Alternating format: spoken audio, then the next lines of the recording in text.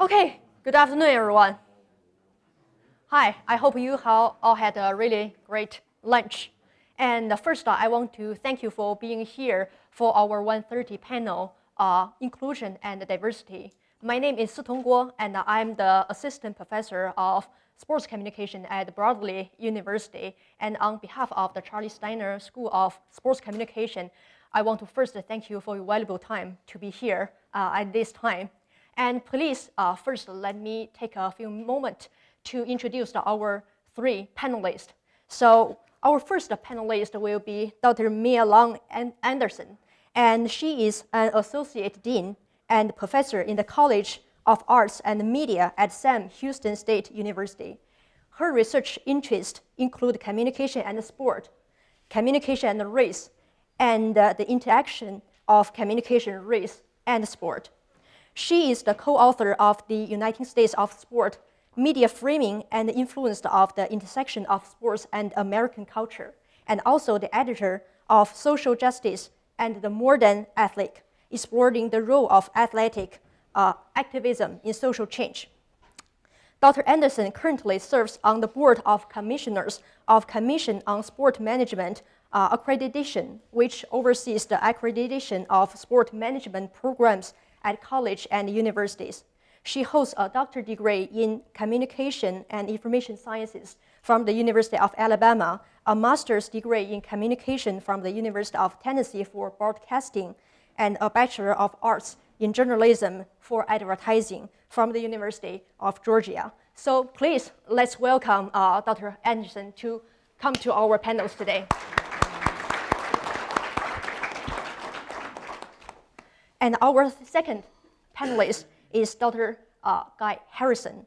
So he is an assistant professor in the School of Journalism and Electronic Media at the University of Tennessee, Knoxville. His research investigates the issues of diversity, equity, and inclusion in sports and new media. And he is the author of the On the Sidelines, a feminist examination of the obstacles facing women sportscasters. The book has been chosen as the winner of the Outstanding Book Award by the National Communication Association this year from the Communication and the Sport Division. So let's welcome Dr. Harrison to come to our panel. And our last panelist, some of you may already familiar with, Dr. Joshua Dickhouse. And he earned his bachelor degree from Miami University in 2004 in mass communication, and his master degree in speech communication from Miami University in 2006. He spent 2 years lecturing at Penn State University before entering the mass communication doctor program at the University of Alabama. He earned his PhD in 2011 from the University of Alabama.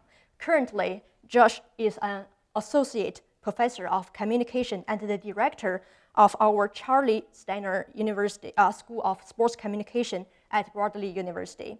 And in 2019, he was named the associate chair of the Department of Communication. And his main research interests lie in race in sports, apologia rhetoric in sports, and also image restoration in sports. Let's welcome Dr. Dickhouse to come to our panel. So as you know, our panel focuses on inclusion and diversity issues. And as you see, we have three professors in the college. So throughout the panel, I hope whenever our students and guests have any questions, please just raise your hand. We can just stop and answer any question you have. We do not really have to wait at the last moment for the question and answer sections. So just raise your hand and we will answer the questions. Okay, first, as we have our sports communication major here and some students are from there. So first, my question will be, at first, how would you start your research in sports communication and what makes you passionate about sports communication throughout the years? How about we start from Dr. Anderson? Sure. So I'm from Atlanta. So I grew up around sports. We grew up going to Braves games, Braves division playoff games. being disappointed every year by the Hawks. But we still went to the games. We still watched the Falcons on television. And then in 1996, when Atlanta hosted the Olympic Games, I worked at the Olympics Welcome Center, which was an interesting experience. And then I went to UGA. I went to UGA for my undergraduate studies. And the more I attended sports events at UGA, the more I became kind of in love with sports. I was there at the same time as Hines Ward. I was friends with Champ Bailey. So it was just a fun time for me, and I fell in love with sports. The last semester of my senior year was an advertising major and a French minor. I was like, I don't want to do this. And I had done a number of internships in advertising, but I knew that it wasn't what I wanted to do for my life's purpose. And so I wanted to go into sports broadcasting at the time, and I decided I would not stay at UGA and get another bachelor's, but that I would go get my master's at University of Tennessee. And so I reached out to the men's athletics department there and said, hey, I'm coming. Do you have anything for me? Is there anything I can do? And they were like, no, you should reach out to the women's athletics. And I was like, okay. And I did, and I ended up working in the public relations office there with the basketball team and the volleyball team. And if you know anything about basketball, women's basketball, during that time, Pat Summitt was there. And so I got the experience kind of unknowingly stumbling into working with one of the best basketball teams in the nation. And so I did that, and then during the summer, between my first year of my master's program and my second year of the master's program, had the opportunity to work for the Atlanta Braves, to come home and work in their public relations department. And again, stumbling into things, it was the year that they were hosting the World Series. And so I got to kind of meet with people from the national office and just had amazing experiences, learned a lot about crisis communication, if any of you guys remember John Rocker. So I got to kind of work with crisis communication during that. He was one of these baseball players on the team that had no filter. And so he was often in the media, and we were fielding those calls. And then once I graduated, believe it or not, at one point, 2 points actually, Atlanta had a hockey team. And so I ended up working for the hockey team, the Thrashers, for a little bit. So just kept kind of moving around in sports. And so when I returned to my academics to get my doctorate, it was kind of a natural fit, if you will. And so I did some research in African American images in the media, but then also race in sport and image repair in sport, actually working alongside Dr. Dickhouse. We were in school together, so we did a lot of things together as well. Thank you so much for sharing. How about Dr. Harrison? So my experience is somewhat similar, and I think in talking to Dr. Dickhouse last night, I think you'll find some similarities between all three of our experiences. So I studied broadcast communication at a small private university in Miami, Florida called Barry University. And I wanted to be a sportscaster. That was my lifelong dream. I grew up in Philadelphia. I was a sports fan. Yes, don't ask me about the Eagles. I know they lost last night. I'm actually good with that. Like, I think it'll be good for them long term. But anyway, I digress. So yes, I wanted to be a sportscaster. And then I did an internship at a news station my senior year, second semester senior year, and realized that was not the environment for me. You hear all types of stories about how sports media operates often as like a locker room and things like that. And it's not as though I didn't feel like I fit in. It just, in addition to it being a dark, windowless, cold environment, just the things that people were talking about behind the scenes were not for me either. And I wanted to be where the action was. So I knew that we had public relations or media relations departments on our college campuses. So that was the career track that I took also, covering for Division II athletics at Barry and at Nova Southeastern University in Florida, covering soccer, basketball, softball. I mean, pretty much every sport that we had, I covered at some point. But then I decided that wasn't the job for me long term, because I wanted to settle down. And, you know, I don't know if you've heard, but sports, especially in college, are on nights and weekends. So it's not really compatible with a family life. So I took a PR job at a community college in Arizona, which had nothing to do with sports. And just by accident, I happened to be able to teach a mass communication course because I had a master's degree at that time, and I fell in love with teaching and decided to pursue my PhD at Arizona State. I went into that program not really knowing what I wanted to study or research. I honestly was kind of far removed from all the academic stuff. I didn't even know that I wanted to do a PhD until about a couple months before I applied to a PhD program. So the concept of doing research was the moon to me.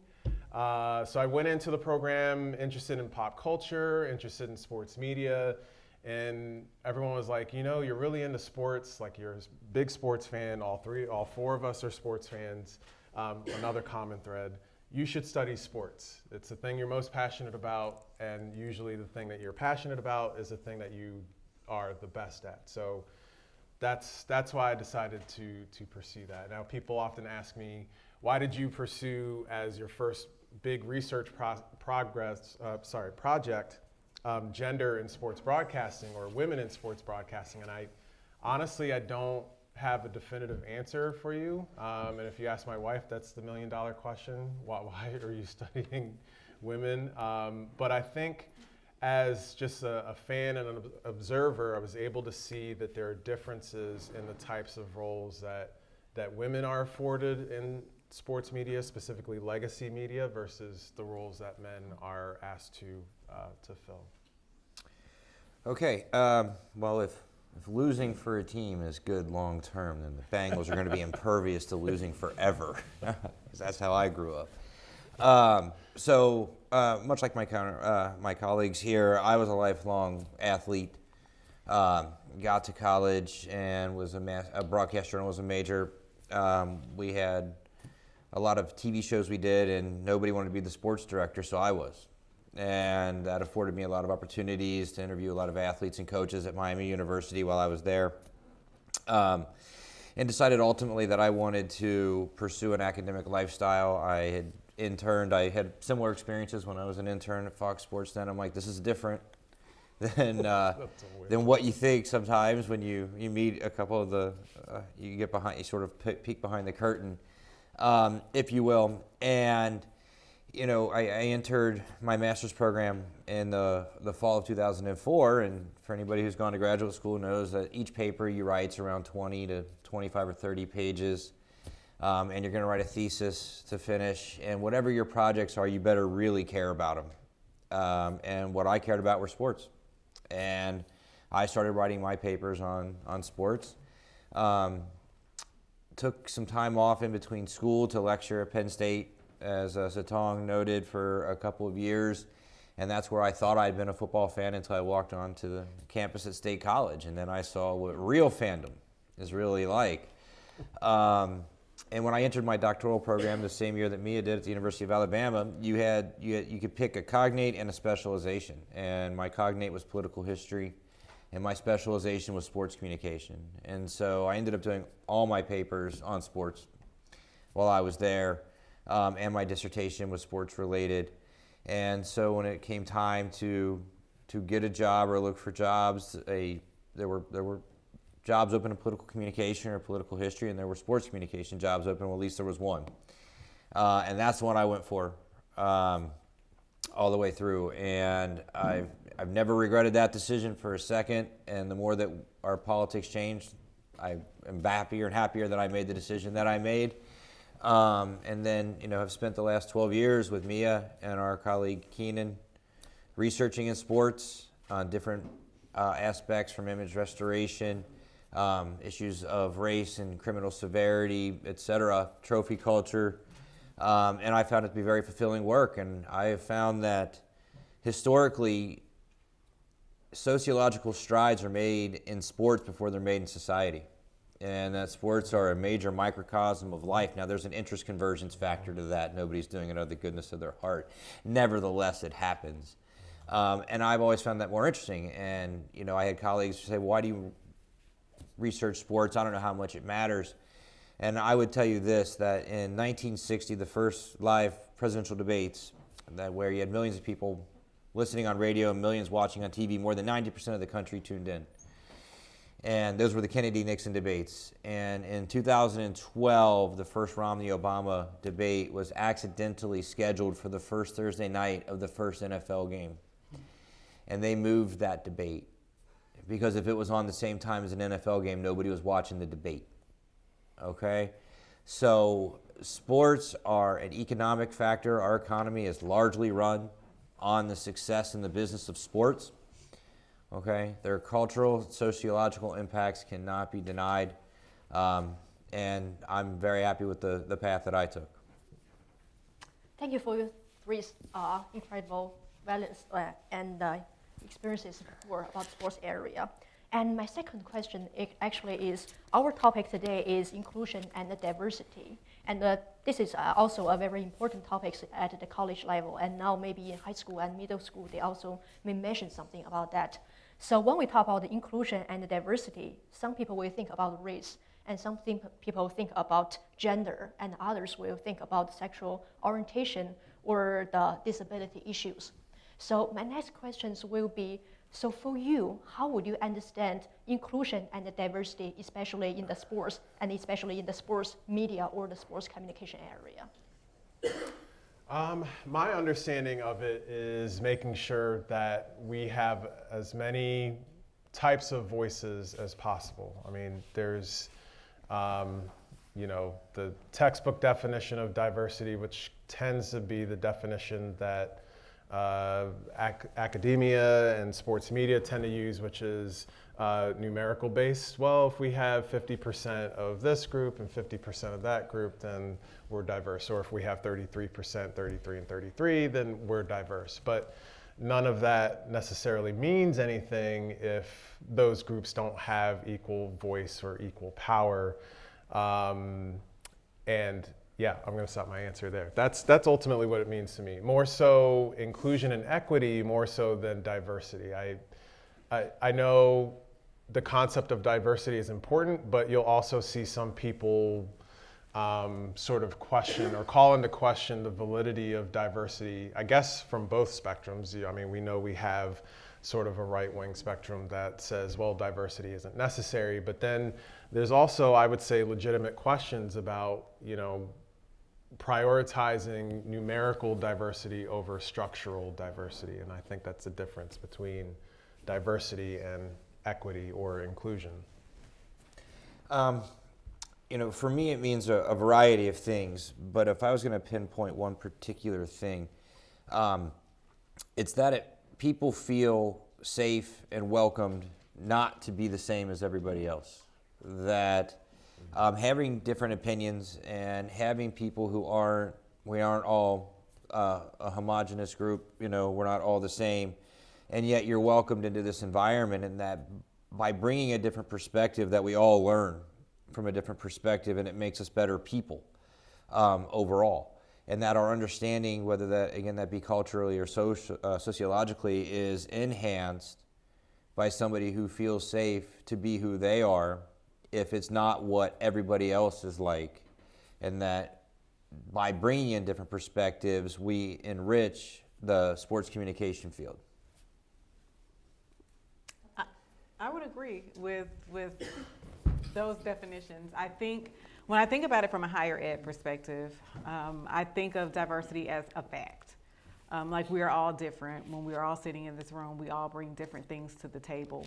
Where I think it becomes tricky in sports is it becomes not so much a fact because of the incorporation of the inclusion piece and everybody not being allowed to be in sports. So you'll be in situations where there is not diversity because there is not institutional equity.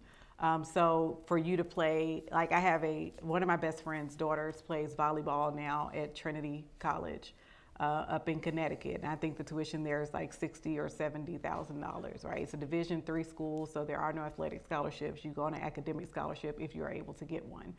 But she's there because she played club sports all throughout her middle school and high school years, right? For you to play club sports, your parents have to have some level of wealth attached to it. And I would say the same thing for sports like golf.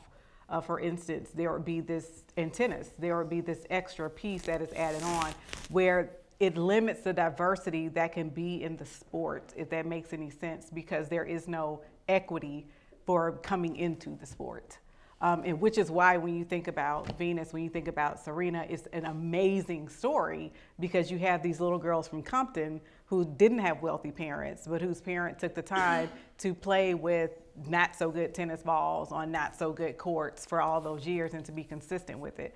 So sports becomes like a different idea for me when I think about diversity than I would in other spaces. And in most other spaces, I would say diversity is a fact. Everybody's here. Well, I'll bring different things to the table. But in sports, it becomes a little different because of the equity piece that goes into it, which leads to the inclusion of not everybody being able to be included in a sport. So that's what I would kind of add to it. Thank you. So actually we talk about, like Dr. Dickows mentioned, that diversity and inclusion actually refers to hope that everyone actually can have a voice in the sports area. So actually, my next question, why do you think it is so important to talk about inclusion and diversity in the sports media perspective? Like we talk about some female athletes, we talk about the race or the racial discrimination in the sports area. There are so many issues and the challenges that exist in the sports area, especially in the media. So what are some challenges or some maybe improvement or positive change you have already noticed throughout the past few years in the sports area? I'll start. I'll say one improvement for me that has been very important to me because I'm raising a daughter is with all of the networks, like the different conferences having networks. For instance, I watch the SEC network all the time. I'm able to sit down with my daughter and watch gymnastics and watch volleyball and watch women's sports, whereas that's not something I had growing up. So to me, that is a major improvement. But then even within that improvement, it's complicated because you're talking about basically the Power Five that have the network. So if I'm trying to watch my friend's daughter play at Trinity, well, I'm like, oh, what's the web link? Like, how do I get to watch So there's still kind of an inequity there, depending on the type of university that you're going to. I think one of the challenges that still remains, and there's actually a chapter about this in Josh and our book about the U.S. women's national soccer team and their fight for equal pay. There's a big discrepancy still in equal pay. And it takes a huge fight to overcome it. If you were able to watch, ESPN had a documentary this summer called V that was about Venus Williams, and a huge part of that documentary was about the lengths she went to try to get an equal purse in tennis for other athletes. But they're still there when we talk about the debate of the NBA and the WNBA. So if you look at Steph Curry, who is the highest paid player in the NBA right now, he makes upwards of $40 million a year. If you look at the highest paid, there are three highest paid WNBA players and they make $228,000. And so that's an astronomical difference. And so when you think about, like, when I see Brittany Griner on the news and her story on the news, like, why was she even over there? Well, she's over there because she's supplementing her income, because the income of people in the WNBA is nothing compared to people in the NFL or the NBA. And so I think that is one of the areas that I still see as a major challenge. And to your question, I think it's important to talk about it because I don't think people think about it.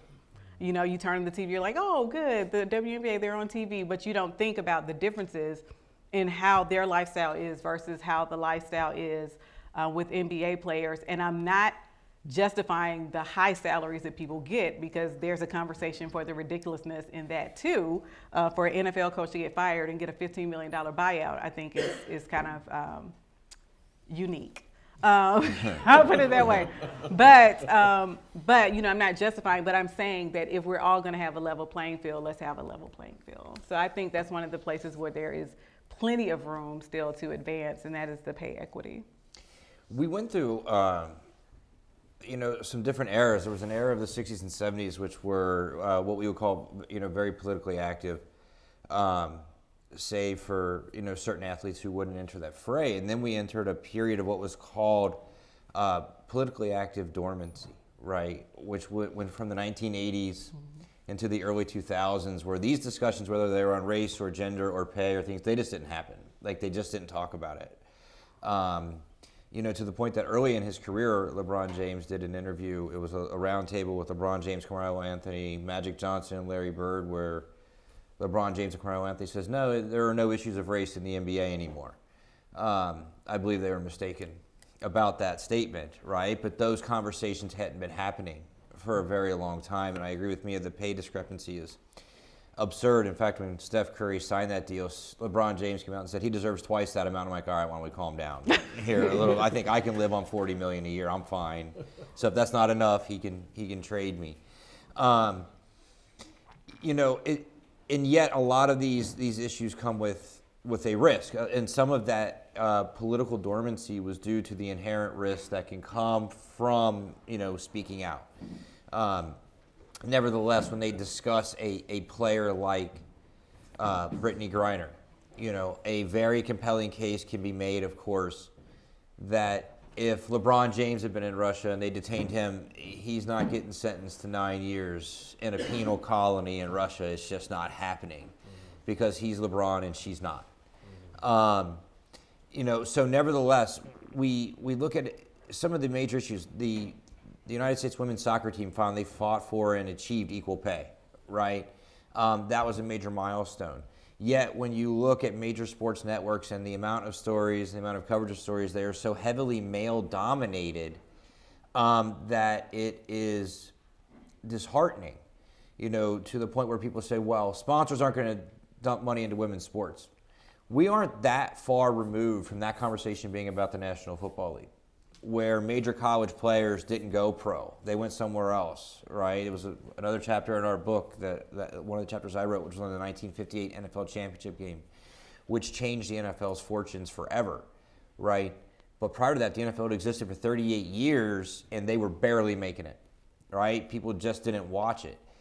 But in order for people to watch it, it's got to be on. And it's got to be there for people to see it, or else they can't watch it. And so there have been some strides that have been made. I don't want to act like at all that there have not been. But we're a very long way from where we're hoping to end up, right? So. Yeah, I think in terms of why it's important to have these conversations, I tell my students all the time, because they are training to go into sports journalism or sports media in some way, shape, or form. Not to sound too much like Uncle Ben, but with great power comes great responsibility, right? And Dr. Dickhouse just told us how much money is invested in sports media and sports journalism.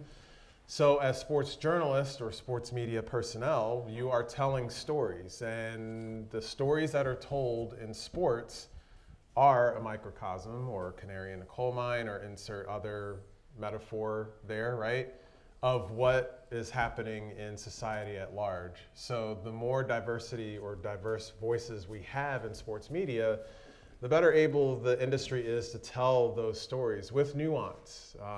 And nuance is important because we just had an article last week written and published by the New York Times about name, image, and likeness and women athletes, and how the pendulum seems to be swinging toward sex selling once again. So in this case, there was a gymnast from LSU who's got millions of dollars in sponsorship deals. But the author of the article, a man, was writing about how, it seems like these athletes are sexualizing and objectifying themselves. But I mean, there's a whole nuanced conversation to that he just missed. And it's not to say that he or that no man could ever write a story about that. It's just that when you have, again, more diverse voices, or those who've been trained to see things in a very nuanced fashion, you can write these stories and talk about these critical topics in a more nuanced fashion. And so as a result of how he wrote that piece, he was getting blowback from both sides, both the misogynistic blogs of the world calling him a square, and then the other side of women saying that he doesn't have a right to tell women how they should portray themselves online. So I think that's why it's important to have these conversations, because there is immense financial, social, and cultural power in these stories that are told. And I would add one more thing to what you said, because you kind of brought up voices in the room. And I think an important piece to talk about too is the lack of diversity in the front offices and in the head coaching positions, which I'm glad that is being talked about more and more. But I think it is important because change starts at the top most of the time. And if people aren't there to recognize the issues or to address the issues that are going on, it makes a difference. Thank you. So, yes, please. Do you find a difference in terms of the medium that diversity is displayed because of the different economic models? Example, it would be harder in print today than it would be online. Yeah, so that's an excellent question. The short answer is yes. The longer answer, or at least the beginning of the longer answer, is that I think that question speaks to how we define sports media. You know, what we generally think of sports media, I think many people, especially feminists, would consider legacy media.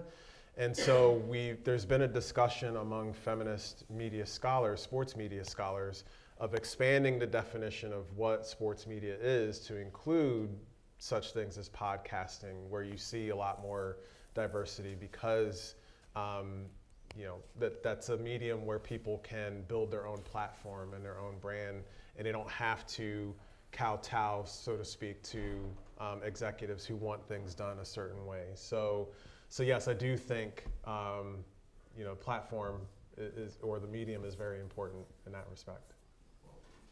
As a follow-up, Sure. one thought directly to follow up, and then the second question.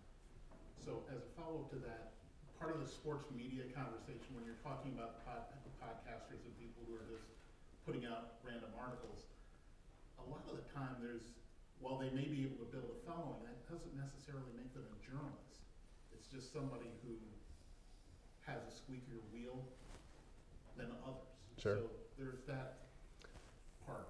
Yeah, I agree, and I think that also speaks to how are we defining journalism or sports media, because it's you know, on one hand, it is an industry that has certain written and unwritten rules and standards, but at the same time, it's not the kind of industry that has like a certification process where you have to do this in order to be seen as a journalist, right? So that conversation, I think, intersects also with the diversity question as well, because a lot of it, you know, has to do with social identity and all that too. And venues are struggling with that. What is and isn't legitimate journalism, and actually their response has been to increase the number of lanyards because they're very worried about sending away a legitimate journalist, so they'd rather let in somebody who's not. And what can happen is somebody can create a lanyard and steal Tom Brady's Super Bowl jersey. And that happened. That was a guy who created a journalist lanyard and walked right into the New England Patriots locker room and stole his jersey because they didn't want to turn away somebody who may be part of the media, and that's actually how that happened. He created his own lanyard. Which I would add is very, very different from 20 years ago when I was working for the Thrashers, working for the like you had to have so much proof that you were a journalist to get a lanyard, especially if you were trying to get like a season one to wear for the entire season. It was a big deal, but now, like you're saying, because of everyone, you know, saying I'm a journalist, it's much easier to get access. And the follow-up question is, and someone mentioned it or alluded to it before, in terms of the decision, the people making the decisions behind the scenes. Because we're talking about the on-field, on-court. We're talking about, you know, obviously the on-camera talent. How much diversity is there behind the scenes in terms of the producers, the executive editors that can help shape the way a story is told? Because I've you know, listening to a podcast recently from Jamel Hill. She had a phrase where she was being interviewed by Angela Rye. I'm going to misquote it, but she essentially said something along the lines of being a journalist doesn't need to be objective today. A journalist needs to be fair. Okay. So the way a story is told often gets shaped and spun depending on the editing. Yeah, so you touched on two things that I talk about often. So see if I can remember the first thing. It had to do with, the people behind the scenes. So there's a diversity report card that's done every 2 or 4 years or so. And in the print world in particular, sports departments get an F. And those grades are weighted depending on, the higher you go up the ranks, so editors, associate editors, if there's more diversity there, that weighs more heavily toward the grade than, say, a staff writer. So to answer that question, at least in print, we have it documented that diversity, both racially and in terms of gender, it's poor. I don't know about broadcasting. They stopped keeping statistics or studies like that for broadcasting for a while. I think it depends on the outlet. ESPN just anecdotally has significant diversity, even among those behind the scenes. But once again, you get into conversations about, just because you have numerical diversity, it doesn't mean that you're addressing structural issues, right? And so then your other point about objectivity, I tell my students all the time, like I've moved past the idea or the concept of there being an objective journalist. It just doesn't exist. It never has really existed. Every journalist and even researchers, we have probably heard at some point, oh, you need to be objective in your research. Well, yes, fair is the better way to view it. I mean, we all go into research in different areas of research for different reasons. Mm-hmm. And with journalists, they pursue certain stories because those are the things that interest them. There's no objectivity in why you choose to pursue a certain story, right? So it's all about honesty, transparency, fairness, more so than quote unquote objectivity, whatever that means. Well, and you brought up Jemele Hill. She's a fairly good example of, she's caught herself before saying things that were perhaps not fair, right? Because I'm 100%, I've taught it for years. There is no such thing as, objectivity is an ideal. You try to get there, but there is no such thing as obtaining it. We're all human beings. Even the process of not having an opinion is an opinion on a topic, right? Mm-hmm. And media framing is going to happen no matter what, because it's impossible to write one paper or produce one piece that covers all sides of any issue, period. But for instance, Jemele Hill, wrote an article where she equated John Calipari to Hitler. I don't like John Calipari at all, but that's not fair, right? Like that, and so like that's one of those things where you live, you learn, right? And it was sort of, okay, I went too far with a comparison, and I think that's an apt point. Like, can we acknowledge that perhaps, depending on the journalist, depending on the sport, and the sport really matters too, are they fair to them or are they not, right? And there are certain socially constructed ideals that we expect certain athletes or certain members of certain sports to play by. And when they don't, and you brought up Pat Summitt was a great example, Pat Summitt rubbed a lot of people the wrong way because she quote unquote acted like a man. Okay? I don't know what that means. I know she won a lot, right? And the end game of the sport was supposed to win, but people didn't like how she won. But when Gino at UConn acts like that, that's just good coaching right there. I don't know what people want to say about it, right? Or from our alma mater, from Alabama, that we love St. Nick there, right? St. Nick's the guy, but he'll never be Bear Bryant. And Bear Bryant did a lot to improve equity. Bear Bryant also couldn't coach today based off of the techniques and the methods he used coming down from his tower and getting handsy with people, which at the time people just didn't bother to report because he wore his houndstooth hat and they won, right? So it was okay for him, but there were certain rules that other people had to play by, right? There's a certain way that I've seen Tom Brady act, and when Cam Newton acted even close to that, he was destructive, he was tearing his team apart, it was awful, look at what he's done, and I'm like, is anybody watching the other part of this? And that media frame was so unfair to a quarterback like a Cam Newton when other quarterbacks weren't held to that same standard, largely based off their skin color. As researchers, like we in sports communication, we all have different perspectives to look at some like a racial or gender discrimination in the sports area. And I know you have already done a lot of research in the sports communication area related to the inclusion and diversity. So how about each of you maybe introduce some of the interesting findings from your most recent research about the inclusion and diversity issues in sport? Because two professors, you all have the new books or the chapters, and because you also have publication about these issues before. So would you like to talk more about your findings? Yeah, I would say from an inclusion and diversity, because Mia mentioned the book we wrote, which came out, and one of the chapters that I wrote was on sports cinema. And it wasn't until I did the research on narrative sports cinema or sports films that I realized how almost completely male dominated they are. That women are almost completely not secondary but tertiary characters in these films, right? Brought about for things like sex appeal or to be an antagonist to our ultimate protagonist male character. The statistics on that are absurdly bad, right? And so there were certain areas that we've made a significant amount of progress. In areas of gender, particularly in television and film, we lag woefully behind. And I would say for my research, at least the most recent thing I've done, that was the thing where I'm like, wow, I can't believe that, because sports films have been being made since the late 1800s. There's literally too many to list. There's thousands. There's almost none where a female lead is the point of the story. Even in a movie, a comedy like A League of Their Own, that's Tom Hanks' movie.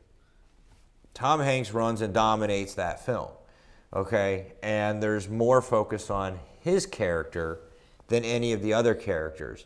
And so in order to be more diverse, considering how many films we have about sports, if they're completely male dominated, you're not advancing that ball at all, right? You're punting every time.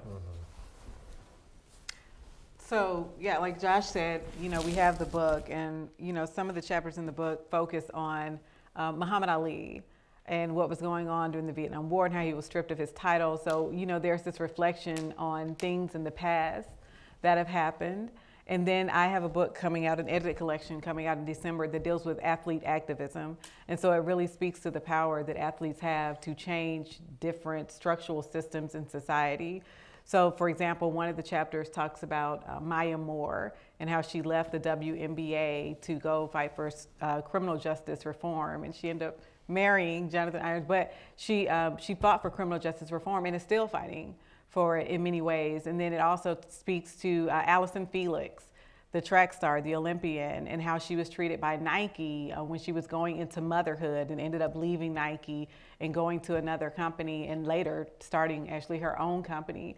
And it speaks to so many different things. So it speaks to college athletes, student athletes, and the role that they play and the voice that they have. There's a chapter in there by the University of Alabama, and I don't know if you guys remember the commercial that they made after the murder of George Floyd, talking about how we all have to come together and kind of be one voice and stand up for each other. And then also Kylan Hill, I don't know if you guys remember him. He's a college football player, and he spoke about the Mississippi flag and how the flag needed to be changed because he didn't want to play for a state that valued the history of really racism.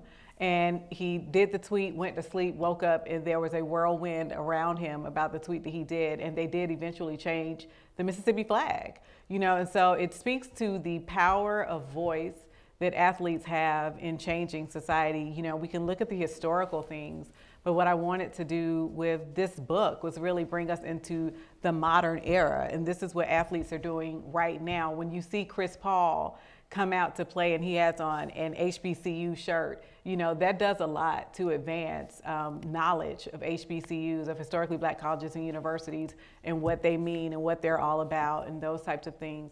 So it's just really understanding, and Josh, you talked about this before, how sports kind of leads a lot of things, in society. And so really seeing that firsthand throughout the chapters in the book, really looking at how athletes really have the power to, at the very least, bring things to light, but really enforce and enact change?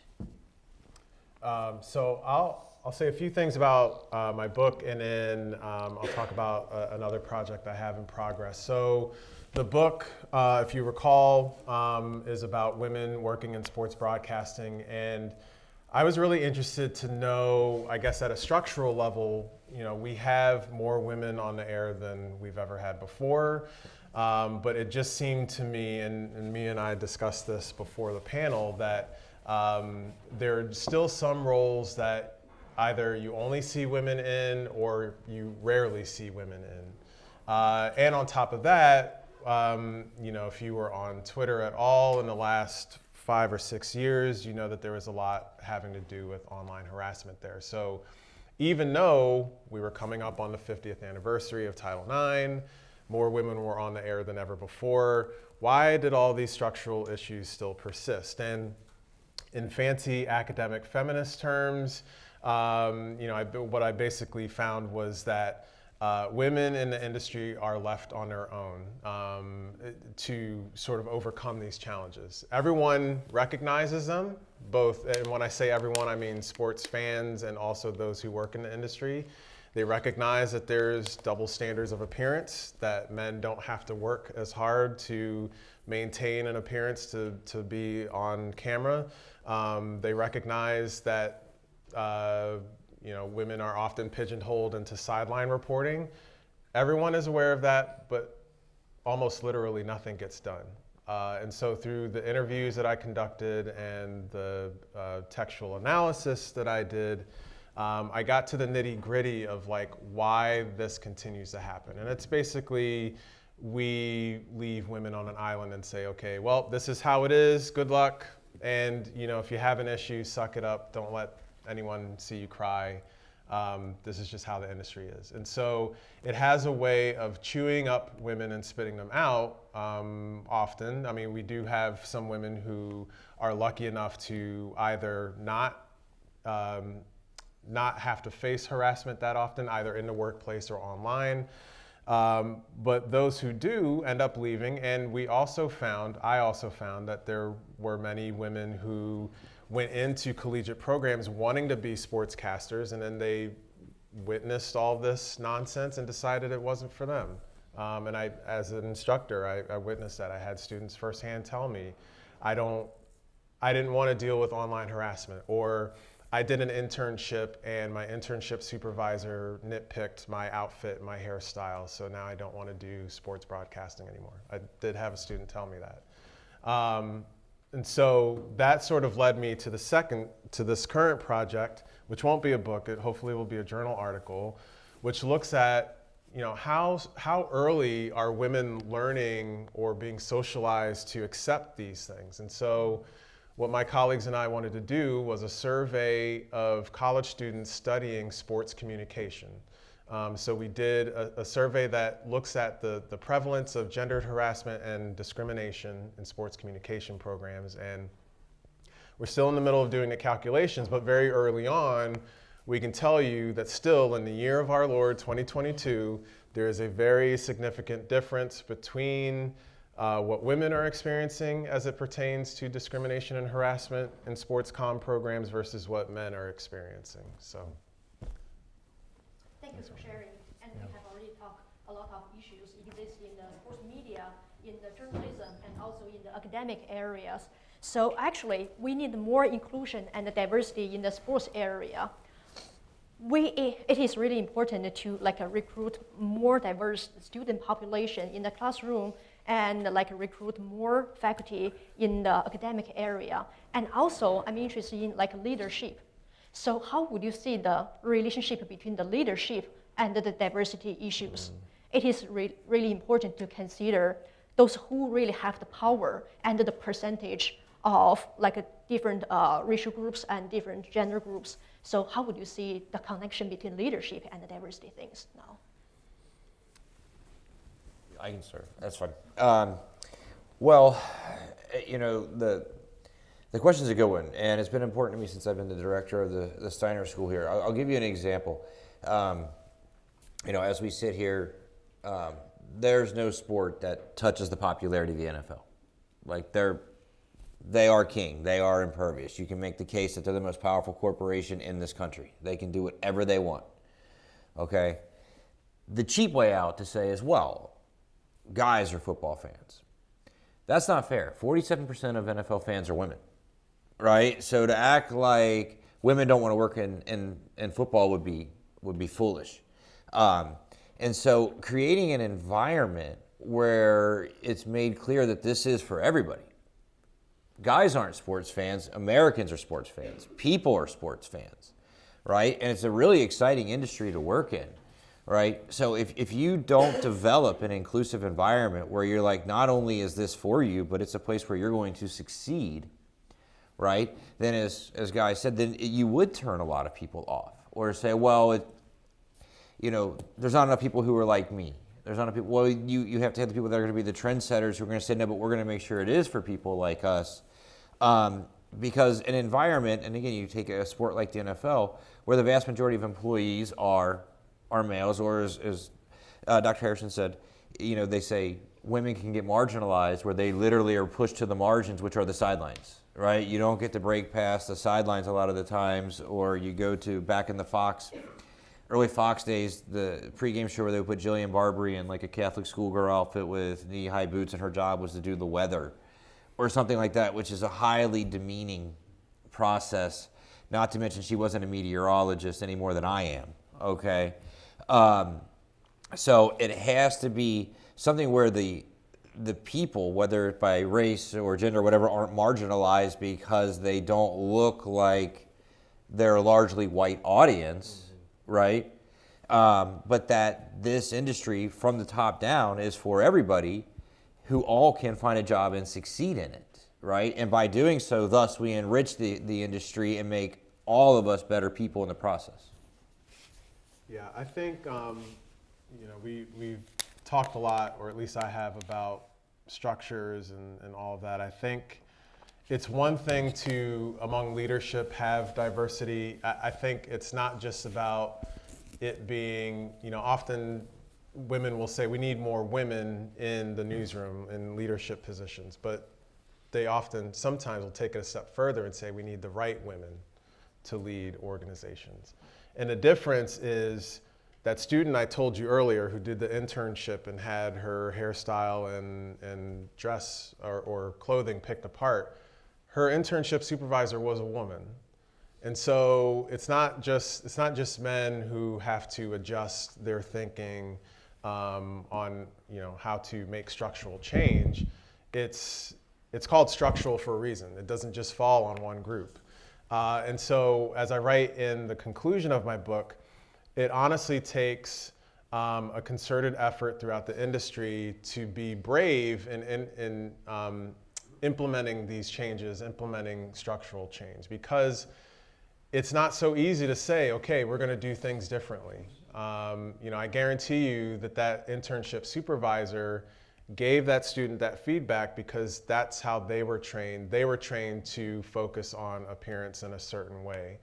And so it takes the right person, man or woman, to go in the industry and say, you know what, we're not going to focus so much on that. I just want you to be you on camera and for you to appear comfortably. I mean, yes, there's a whole nuanced discussion pertaining to professionalism on camera and all that, but there's a difference between professionalism or looking professional and looking a certain way that fits a certain archetype.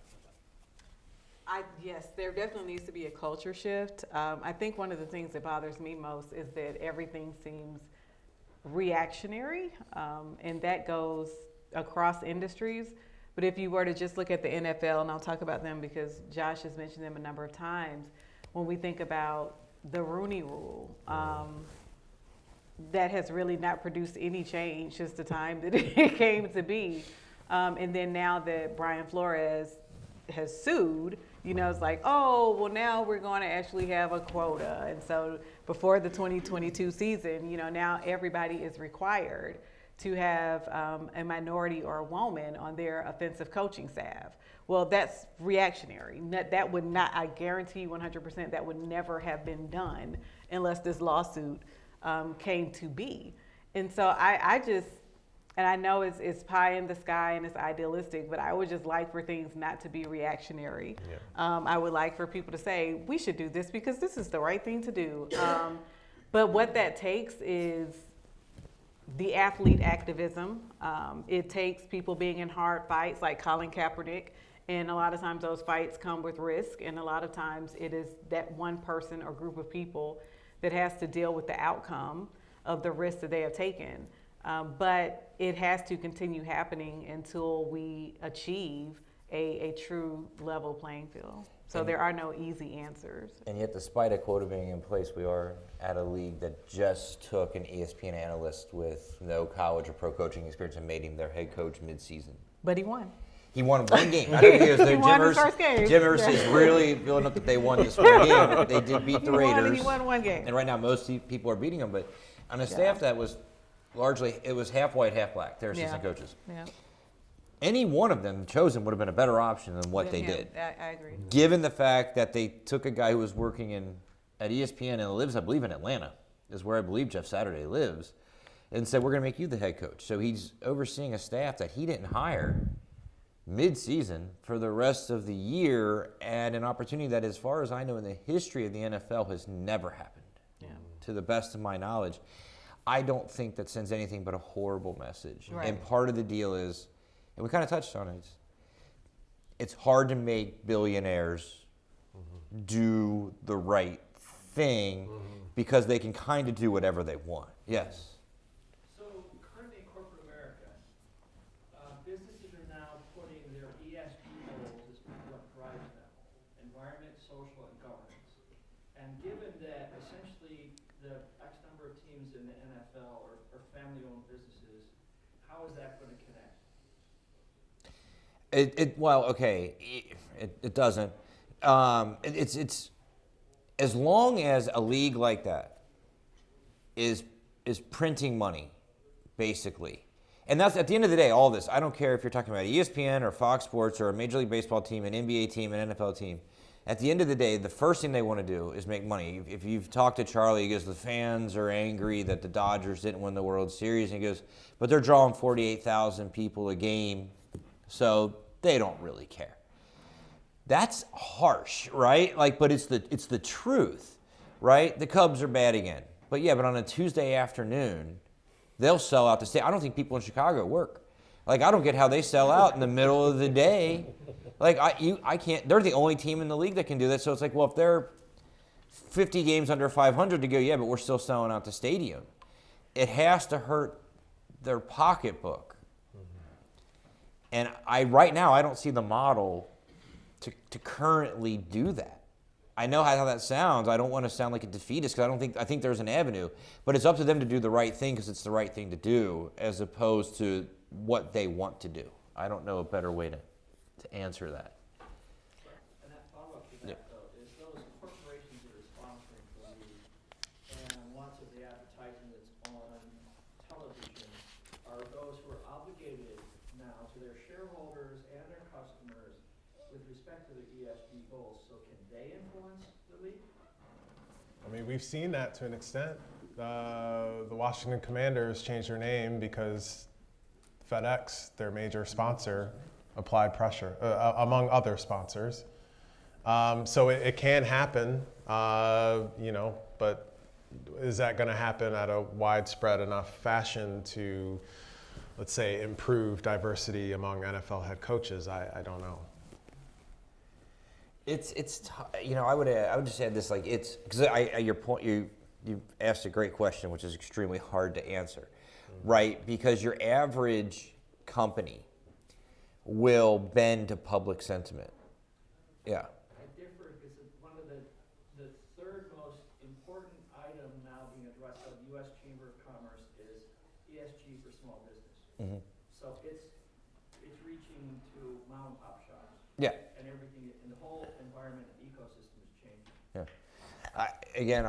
I don't know the best way to answer because it's a hard question to answer. Yeah, all these issues that we're discussing, what it boils down to is money. Either people don't have access to it, so they can't play a certain sport, or they're getting underpaid, so they have to go to Russia and be used as a political pawn, or TV networks are deciding unscientifically that viewers want their sportscasters to look a certain way, and so they think that in order to have higher ratings, they need to have sportscasters look a certain way.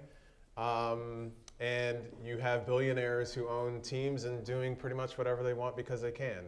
So, And I would say this too, Yeah. it's happened extremely fast, right? In the grand scheme of things, we're not that far away from Jerry Jones borrowing money to buy the Dallas Cowboys, and the toilets wouldn't flush at Texas Stadium, to they're worth over $8 billion. That happened pretty quick. We went pretty quickly from Lou Holtz making $90,000 a year at Notre Dame to Nick Saban making $12 million at Alabama, right? And boosters pay his property taxes for him, and which is sad, because if I made $12 million a year, it'd be easy to pay my property taxes, right? But it went from a lucrative business to one that we can't fathom the amount of money that they're operating under. I just can't even sometimes wrap my head around it. So feels like we still have a very long way to go to achieve the totally inclusion and diversity in the sports area. And the one thing I'm thinking about when I listen to our panelists' conversation is when we talk about the inclusion and diversity, actually sometimes there are some muted group that they have totally no voice in the media. So for example, when we talk about racial discrimination, most of the time we focus on African American athletes, sports journalism. However, compared with that, maybe like an Asian or Native Indian, so such a group of people totally have no voice in the sports media area. And also compared with the female athletes, female sports casters, actually we also have transgender athletes, and maybe there are some transgender sports caster, but they do not really have a voice. So that shows that even within the diversity, we still have a much long way to go. And actually, come back to our sports communication area, our final questions for our panel is, there are some students and some faculty members from sports communication area. So I would like to hear, how would you see the development of sports communication in the next few years? Can you share some thoughts on that? I think one thing that we are grappling with in the School of Journalism at Tennessee is, and I mentioned this before, redefining sports journalism, sports media. And I think we're even seeing this among students even, so it's not, I don't think it's a big ask or a big sell job on our part. I feel like when I started teaching about 5 or 6 years ago, actually longer than that, students who wanted to go into sports media either wanted to be beat writers for a newspaper, or they wanted to be on TV. But now I feel like half of the students I get want to work with sports teams. They want to do social media with sports teams. Maybe they want to write for them or do marketing for them. And so I think we, as those of us who are training the next generation of storytellers, need to adjust to what media consumption looks like in the current environment. It's just very different. Who knows where it's going to go now that Twitter seems like the Titanic? Yeah. Because, I mean, even both as a sports fan and as an academic, Twitter is my place. I don't know what I'm going to do to replace it. So, that's another challenge that we're also going to face. But I would say the biggest challenge is just meeting the demands of our students, which seems to be changing with the way sports media consumers are changing their consumption habits. We've made, and we are in the process of making some curricular changes. We're in the process of developing a master's degree in sports communication. There are certain fields that when our curriculum was developed that you couldn't comprehend, that have to be accounted for. Things like esports are a giant force. When I was an undergraduate, fantasy sports were something you did with your friends if you wanted to, and now it's an industry worth billions and billions of dollars a year, and we actually had the director of CBS Sports develop our first fantasy sports class, which we launched this spring, and it filled up right away. All right, as soon as registration opened, that class filled up because that does meet the needs. It does change the way they're consuming different media, right? Fantasy sports, things like that alone were dramatically impactful in killing the newspaper as we know it, right? The more that people needed to get online to get their stats, the more people went, well, we don't need that in the newspaper anymore. We don't need that in the newspaper anymore. Now, if you see a newspaper, a sports page, it's like this, even on a good day, right? And so we know that there are certain aspects to sports media consumption. We've also, as Dr. Harrison had mentioned, we've delved into a first take, undisputed, around the horn idea of journalism, which is oxymoronic. It's opinion. It's made up opinion about the Dallas Cowboys, LeBron James, Tom Brady, and the New York Yankees. That is all, right? So when it's June 2nd and there's no news about the Dallas Cowboys coming on, damn it, we're going to manufacture a story about the Dallas Cowboys because that's what we want to do, okay? And they don't talk about baseball really hardly at all, and they don't talk about hockey ever, and they don't talk about golf. They talk about basketball and football largely, and then they hit the highlights. What did Aaron Rodgers do today? Nothing. Well, we got to come up with something. Okay, right? And that's what this is the first generation that's grown up in that world. That's the sports journalism that they've encountered is a group of people sitting around a table screaming their opinions at one another. Okay, and pandering to that 1% of this is the sport that people watch, so we're going to talk about it, right? It's October 2nd, the NBA hasn't started yet, but we're going to talk about LeBron. It's like, but there's nothing happening with LeBron. That doesn't matter. Let's think of something to talk about. There has to be a way to hopefully move beyond that. I don't know what that is because dollar signs speak the loudest, and people watch those shows, unfortunately, right? Similarly, we'll see what happens with Twitter. That's going to be an interesting sidebar because Twitter alone was entertaining. Right? Or completely devastating depending on Kyrie Irving getting on Twitter and putting things out there that he shouldn't put out there, right? And so it gave us information, it gave us an avenue of things to talk about, so we're certainly evolving. One of the things you have to do is update your curriculum, right? As the industry changes, you have to go with it or you'll get left behind. I think sports communication will continue to grow. From the practice side, when I was working in sports, it was almost like getting the golden ticket in Willy Wonka. It's like, oh my gosh, I got the golden ticket, and you stay in and hope that you don't eat a blueberry and turn into a blueberry and get kicked out of the house, right? But now things have advanced so much that if you are Violet and you turn violet, you're able to do your own thing, kind of like Jamel Hill, who is now gladly a freelance journalist, and we had Maggie on one of the panels earlier for Title IX, who's a freelance journalist. So you're able to do your own thing. You're able to do the podcast like you brought up before. You're able to kind of build your own audience, which is not how it was back in the traditional sense when I was there. And then I think with the research, I think this is an area that is still vastly understudied. And there are always areas to delve into, to learn more about. Josh and I were having a conversation last night about, okay, what should we do next? This isn't being studied, this isn't being studied. So it's still very much in infancy, and I'm glad to see it grow more. So I think there's promise both in practice and in academic area for sport communication. Thank you. I think we still have a few minutes left, so how about we take the questions from the audience? Yes.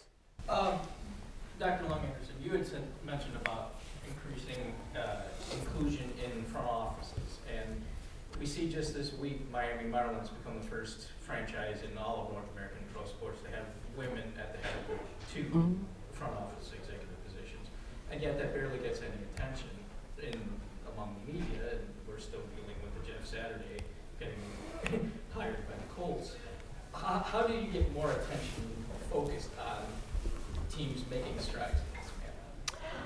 I think the people who are being interviewed, I think the people who are being talked to have to talk about it. You have to bring it into a conversation. So if someone's asking me about one thing, I'm going to bring up also, blah, blah, blah. Like I was on a webinar a year or so ago, and the Dallas Mavericks have an African-American woman in the front office who they brought over from corporate America to work. She had never worked in sports before, but she's over there doing it. And so when she's having those conversations, for someone like her who's already being interviewed, already in the spotlight, to bring up other women, I was just on the phone with such and such and such and such, blah, blah, blah, blah, blah, blah, and you bring those people into the spotlight. I think it has to be a push. We have to use our voices to say, let's talk about this. This is worthy of merit. And I think that is also an opportunity that students like you have, because you have the social media. We did not have social media. I think when I went to college, we were just getting emails, and I thought it was the most amazing thing. But anyways, we have to force the voice, if you will. And so I think that's one thing like Jemele Hill has been great about, is she has forced her voice into certain conversations. And I think we have to urge people to do that. I don't know if you all wanted to add anything. I think that the conversation has to veer away from just football and basketball. Like, that you got to talk about other sports, right? Like, because baseball has struggled in the ratings behind football and basketball, and so then they don't get press attention, right? And so when something like that should have been big news, you said should have been big news, and instead all we talked about last week was Jeff Saturday. And I'm sure at some point Jeff Saturday goes, God, I hate hearing my own name, right? He's everywhere, right? But meanwhile, in another sport, some good stuff happened. Maybe we transition from the news being bad news to just news again, where sometimes you talk about something that's positive like that, which would be helpful. I have one other question, if I may. And how much of it is a matter of the audience perception about inclusion issues? And I'll give you an example in that both managers in the World Series were asked about the fact that there were no American-born black players on either team in this. And when the responses were heard out, my mother had texted me and said, why did Dusty Baker have to make this a racial issue? And he was merely responding to a question, and both managers had responded, and yet this was her perception of what had occurred. And so how do we get more audiences to realize that it's not, that it's everyone has got to pay attention to the inclusion issues? Yeah, I don't think that's a problem we're going to solve overnight. I don't think that's a problem we'll solve in a year or maybe even 10 years from now. I think a lot of that thinking starts at a very young age, like it's built up over time. So while we can all play our part in educating our students about these types of things, one of the positives is that these issues are getting more attention now. And so as a result, younger generations, Mia talked about her daughter. I have a daughter and two sons. Like, they're growing up in an environment where diversity issues are always being talked about now. And so, that while I'm not completely bullish on the future, that is one aspect that I look forward to seeing, is how their generation, and they're young kids, they're 9, 5, and 5, how are they going to think about these issues when confronted with them when they're adults? I think that's the kind of long-term planning we need to have. So we need to plant the seeds now so that 20, 30 years from now, we're not getting reactions like that when a manager is asked about that. Now, hopefully by then, we also will have more African-American players in the World Series, but baby steps, one thing at a time, right? I would say, I'm going to let you go, Josh, Yeah, but I would say it's also kind of what Josh and Keenan and I talk about in our book, which is the media framing piece. Yeah. Because a lot of times it's the way the media frames it. Like, a boy got hit by a car. Like, that's a simple story, right? But that's not how it's going to be talked about in the media, right? It's going to be perhaps a black boy got hit by an SUV. So now we've got a series of issues. Well, why are people driving so many SUVs? There's so many SUVs on the road. These things are dangerous, blah, blah, blah, blah, blah, blah. When the real story is just a boy got hit by a car. Like, what happened to the boy? Is he okay? Is he fine? But the media brings different elements into it through the way they frame the story. And they're choosing. Mm-hmm. Like, I'm going to frame it this way or I'm going to frame it that way, right? And so in that sense, we get into, and not to bring a whole lot of theory in it, I'm really not a nerd, but we get into agenda setting, where we're not being told what to think, but we're kind of being told what to think about. So we walk away from a news story going, now, why would that lady say that? Or why would they make this racial? Or why would they, when that's really not even what's at the heart of the story? And so I think we have to hold the media to account for the way they do things too. And I think sometimes we have to love the media, watch it all the time, watch Undisputed with Skip and Shannon most mornings. Yeah. But sometimes we have to call people out and say, no, no, no, no, no. You know, that's not the story, or the way you said that was not right, you know. And we have to kind of hold their feet to the fire, if you will, on the way that they're presenting things to audiences. Because they, as we've seen in the last few years, words matter. Yeah, I think all I was going to say is I think we have come a long way from, Super Bowl 22 when a reporter asked Doug Williams, how long have you been a black quarterback? And he said, well, I've been a quarterback since I was 10 and black my whole life. So, I mean, I want to point out how many black quarterbacks have been NFL MVPs in the last several years. Well, it took a lot of progress. There could have been a lot more a lot sooner, right? So I don't want to act like we got stuck in the mud and we didn't get anywhere. We're just not where we need to be, right? So it's better, it's just got a long way to go. Thank you for the great question, and thank you for all the thoughtful conversation that we have today. And our panel has already come to an end. And the last, I want to thank you for our audience for their valuable time today, and thank you for our panelists to give their time and conversation today. Thank you.